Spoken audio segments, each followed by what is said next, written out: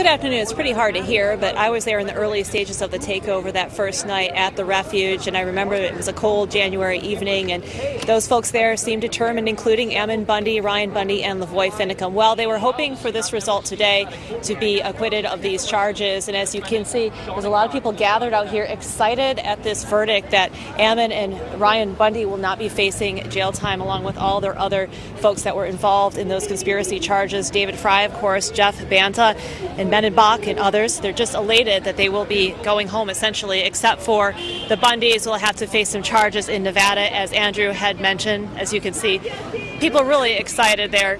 You can hear, celebration mood here this afternoon. But there is some comment from people who did not agree with this protest. We heard from a man just a few minutes ago who said that he thought that what they were doing was morally wrong, and they took over the state of Oregon. He was frustrated that they were not found guilty of any charges in the standoff, getting off, as he described, as scot-free. Now, as you can see, that with this big group, there is a lot of attorneys out here too, and we did speak to Tiffany Harris. She was the standby counsel for Shauna Cox. Shauna Cox wanted to represent herself in some ways, make sure her voice was heard, and so Harris was kind of just there to support her and sometimes speak when she needed to, but Cox did really take charge of her own defense. Now, Harris says she did not happen to see Mr. Mumford get tackled by those federal marshals. She said she was very surprised.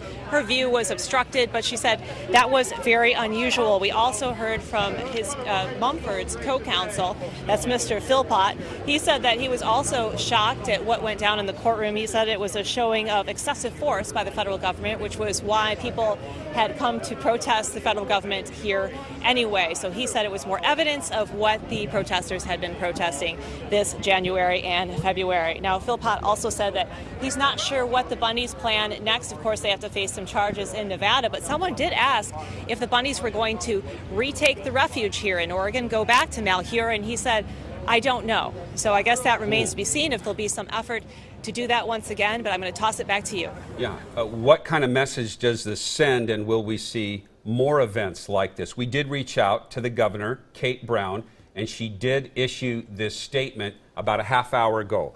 While I respect the jury's decision, I am disappointed.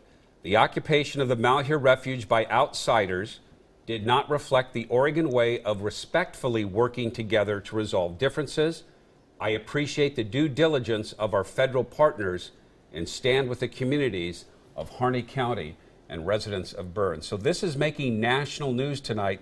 Not guilty on all counts for the Malheur Refuge folks, the folks who took over that refuge back in December of last year. A stunning conclusion for a lot of people.